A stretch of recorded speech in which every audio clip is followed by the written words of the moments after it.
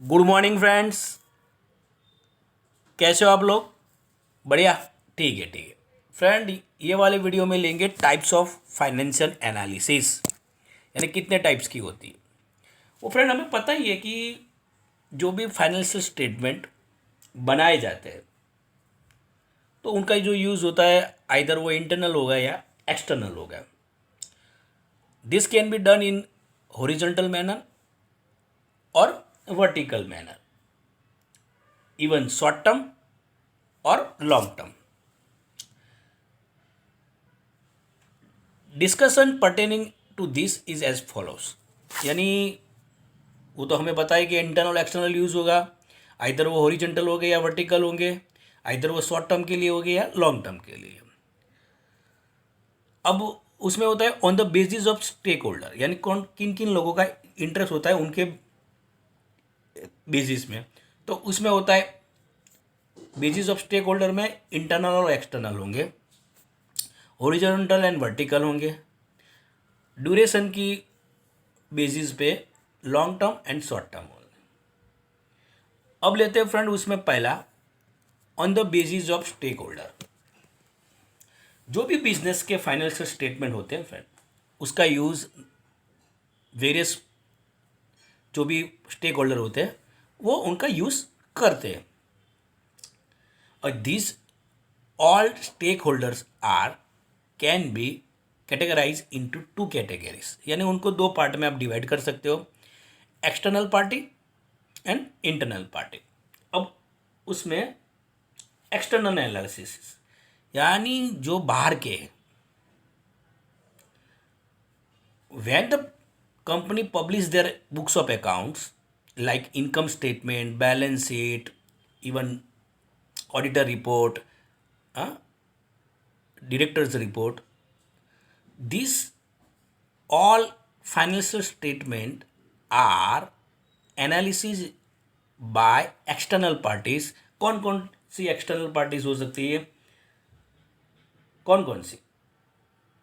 तो बहुत सारी हो सकती, like investor, financial institute, government agency, credit rating agency, ये सब हमारे यानी कंपनी के बुक्स ऑफ अकाउंट्स यानी फाइनेंशियल स्टेटमेंट पढ़ते हैं।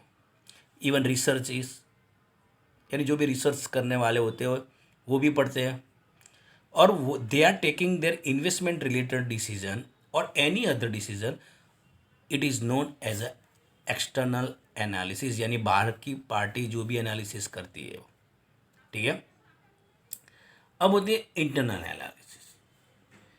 अब जो बिजनेस के मैनेजमेंट स्टाफ होती है, they are taking their decision on the basis of analysis of books of accounts. The base of this decision is analysis. सीधी बात है कि एनालिसिस के बेस पे ही लिया जाता है। ठीक है। जब बिजनेस के management staff, when the management of the business of taking their decision on the basis of financial statement, which is analysis by them, is known as a internal analysis, यानी खुद ही अपनी कंपनी के books of accounts को analysis कर रहे हैं वो लोग। पर ये जो फाइनेंशियल स्टेटमेंट होना चाहिए फ्रेंड, वो एक्यूरेट एंड इलेबोरेट होने चाहिए, यानी सही होने चाहिए, तभी तो एनालिसिस करेक्ट होगा फ्रेंड। सेकंड ही हॉरिजॉन्टल एंड वर्टिकल। सीधी बात है कि हॉरिजॉन्टल दैट मीन्स के जो भी स्टेटमेंट बनाए जाते हैं एवरी ईयर, ठीक है, उसको इस तरह से रिप्रेजेंट करना है, यानी हॉरिजॉन्टल वे में, जिससे क्या होगा कि कंपैरिजन करने में इजी हो जाए। अब अच्छी तरह से कंपैरिजन कर, specially horizontal analysis are done for long term planning. Long term planning के लिए ही हॉरिजॉन्टल एनालिसिस किए जाते हैं। और दिस टाइप्स ऑफ एनालिसिस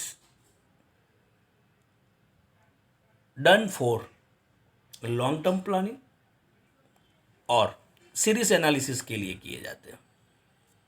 ठीक है।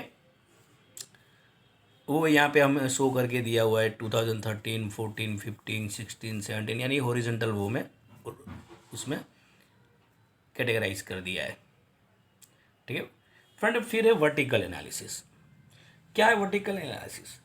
यानी उसमें the kind of analysis use for compare financial statement of 1 year. ठीक है, अब 1 ईयर के तो होता है, but this analysis use to compare the performance of different units और डिपार्टमेंट। यानी एक ही कंपनी के एक ही ईयर के यूनिट्स के बीच में और डिपार्टमेंट के बीच में कंपैरिजन के लिए किया जाता है। यहाँ पे देख लो, एक कैश फ्लो है, कैश फ्लो यानी statement of income, balance sheet, company X, company Y and company Z. ठीक है, एंड डिफरेंट ऑफ यूनिट्स लिए जाते हैं कंपनी, हो सकता है या डिपार्टमेंट और लिया जाए, तो उसको बोलते हैं वर्टिकल एनालिसिस। ठीक है, on the basis of duration friends, long term and short term. अब friends, this is the significant concept और on going and going concern.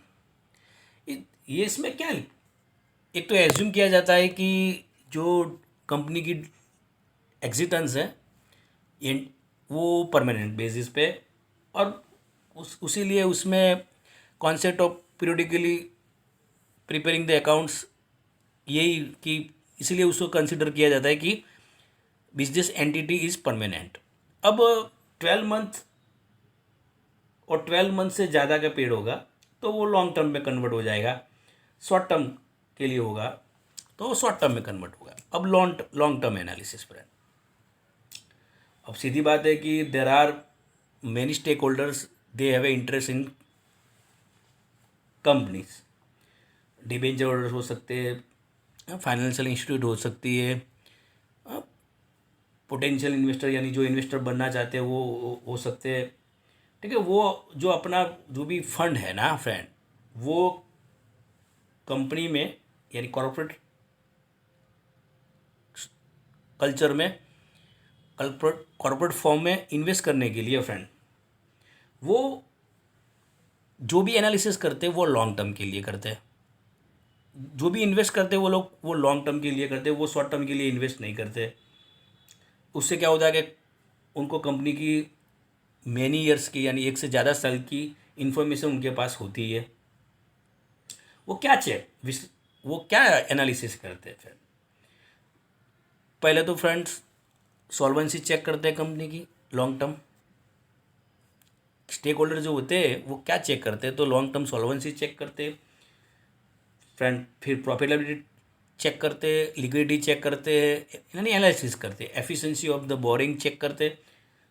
फिर वो अपना डिसीजन लेते हैं कि इन फ्यूचर ये कंपनी में हमें इन्वेस्ट करना चाहिए कि नहीं करना चाहिए। फिर है फ्रेंड शॉर्ट टर्म एनालिसिस। क्या है friend short term analysis? This types of analysis वो शॉर्ट टर्म सॉल्वेंसी और लिक्विडिटी को एनालिसिस करती है। वो this types of analysis done by the short term lenders as well as the suppliers of the raw material, यानी कि उनको अब तो विद इन 12 मंथ पेमेंट हो ही जाना है, तो वो लोग सॉल्वेंसी चेक करते हैं। ठीक है, और on the basis of their analysis वो हमें रॉ मटेरियल यानी कंपनी को रॉ मटेरियल प्रोवाइड करते हैं, या शॉर्ट टर्म कोई भी फंड प्रोवाइड करना हो तो वो करते हैं। ये 1 ईयर और more than 1 year financial statement consider हो सकते हैं उसमें भी, और डिफरेंट स्टेक होल्डर हो सकते हैं उसमें भी। ठीक है फ्रेंड, तो ये मेजर तो रॉ मटेरियल सप्लायर और सॉल्वेंसी शॉर्ट टर्म लैंडर्स होते हैं, वही शॉर्ट टर्म एनालिसिस करते हैं फ्रेंड। तो फ्रेंड ये वाला 6 वाला पॉइंट हमारा यहाँ कंप्लीट हो गया फ्रेंड। अच्छी तरह से आप उसको एक बार रीड कर लीजिएगा। तो ये वाले वीडियो में इतना ही। Have a good day.